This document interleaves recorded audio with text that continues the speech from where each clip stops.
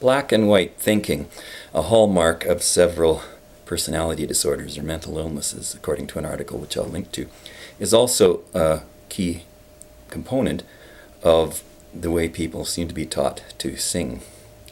There's a lot of black and white, all or nothing thinking and comments I get in response to my videos. And they divide people into arbitrary categories, neither one of which fit. You can be called a god if you're labeled publicly as a good singer, or as a non-singer, essentially a non-person, if you're less than the absolute best standard. In the people that I see teaching, sometimes seem so far removed from what I presume their presumed audience could do in terms of singing that there seems like there's no way to bridge the gap and go from being the designated non-singer to the designated singer. So I'm trying to deal with that by showing step by step what happens in becoming a singer, I hope.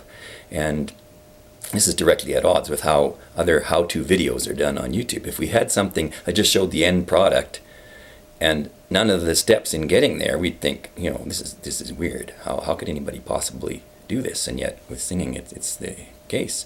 We might be watching somebody who's just really talented and never had to really learn to sing, even though they're now teaching, or who has progressed so far that they no longer have the same neurological connections that somebody at a lower level of learning would have.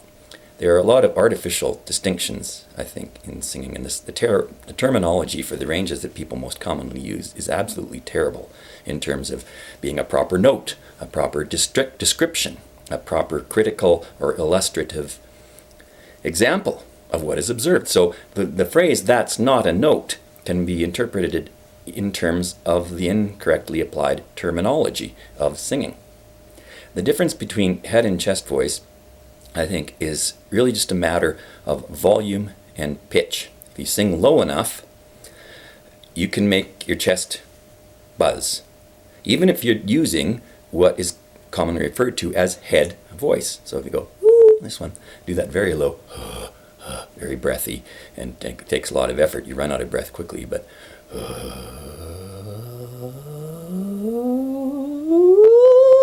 and when you get to the top of that, you can identify that it is in fact head voice. But at the beginning, I was doing it so that I could create a buzzing in my chest. Chest voice, conversely, you go, "Ah, ah." Oh, that was more like head voice. "Ah." So when you get up there, it's no longer really resonating down in the chest, but it's still the same technique that I used to produce the notes at the lower pitch where they do resonate in my chest. To mix it up further, I use terms like mixed voice when that implies that at some time your voice isn't mixed. But as far as I can see, and if you can look at this in more detail in my lowest notes in head voice video, I don't think there really is such a thing as a completely unmixed voice. I think my voice has two components, one which sounds sort of like the head, or one that we call sort of like the chest. And I'm using some amount of them at all times, even though at some pitches one is louder than the other. There's also the diaphragm versus throat thing I get a lot, because people see me here. They think I'm not using my diaphragm when in especially my high note videos or my full voice videos, I'm using my diaphragm to an extreme extent. I'm huffing for all I'm worth. I don't think there ever really is a time in any of the videos that I've made when I'm not using my diaphragm.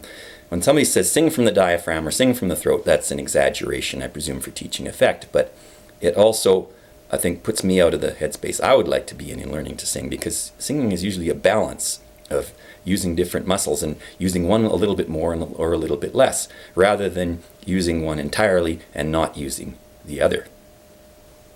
There's the, I think, analogy to mental illness that carries over, because the way we diagnose singing is very much like the way we diagnose mental illness. There's a lot of uncertainty, a lot of overlap between symptoms and not knowing what category to put a certain behavior in. And autism, I've heard recently, is misdiagnosed as much as 50% of the time because nobody looks at the brain. It's a brain disorder, but they don't look at the brain. They just sort of look at outward behaviors and say, "Oh, well, you have this wrong with you." And the voice is the same.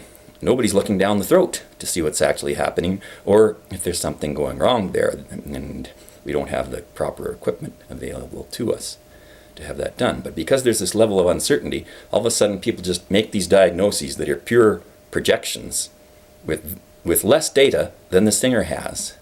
So when somebody asks me, I'll give you a tip, or tell me how to do this, I don't know your situation, I don't know your history, I don't know your age, I don't know your singing experience in various registers, and I'm going to be as well equipped to tell you what to do as you are. I think I can talk about psychological barriers and how they get in people's way and what some myths are and try to debunk those, but I'm not really equipped to make the diagnosis. In some respects, virtually nobody is, because they don't have the equipment to look down the throat and see if it's becoming inflamed when you're singing in a particular way. So, yeah, there's a lot of overlap in many of these negative propaganda type things, and they all work in much the same way. There's an overwhelming level of contradiction and stuff that doesn't make sense. And there's an attempt to make you scared of improving, afraid of what will happen in the future, when in fact it's typically already happened in the past. Someone might have been silenced by a particular educational method in the past, and thinking, oh, well, I can't try to learn now or it'll hurt me in the future. So that's all I can say for now. I got to answer the phone.